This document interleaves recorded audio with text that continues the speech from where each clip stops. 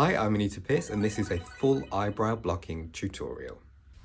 Okay, our first step is to wipe down our eyebrows with some isopropyl alcohol. This removes any of the natural oils that are on your skin. If you don't do this, they won't stick down as well.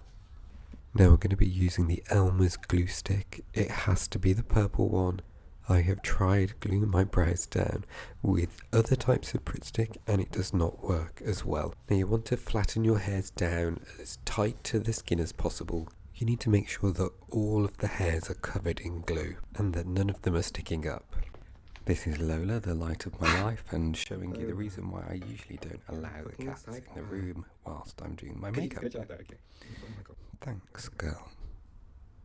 Now once your eyebrows are covered, you need to dry the glue. You could use a fan, a hairdryer, or you can just wait, but obviously that takes a bit of time.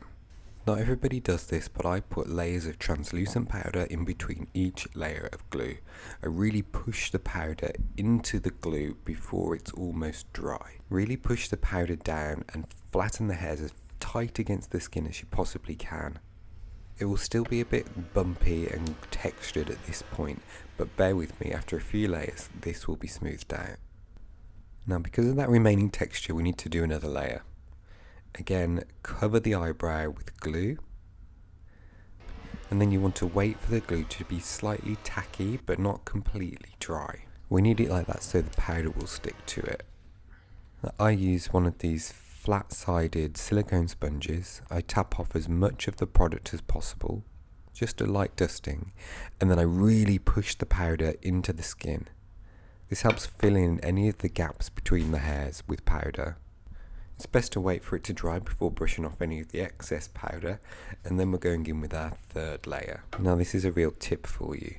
I use a little bit of water just on my finger and I brush my finger over the glue to smoothen it out.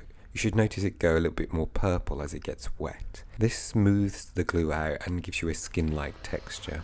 You can then dry to a tacky finish and then put more powder over the top, really pushing it into the skin, creating a smooth finish. Now we need to tidy up the edges, so I take a cotton pad and I just use some water on that to wipe the edges down, blending that glue into your skin. And voila! You may want to use a colour corrector under your foundation if you've got dark hair like me, but just for an example. Bam!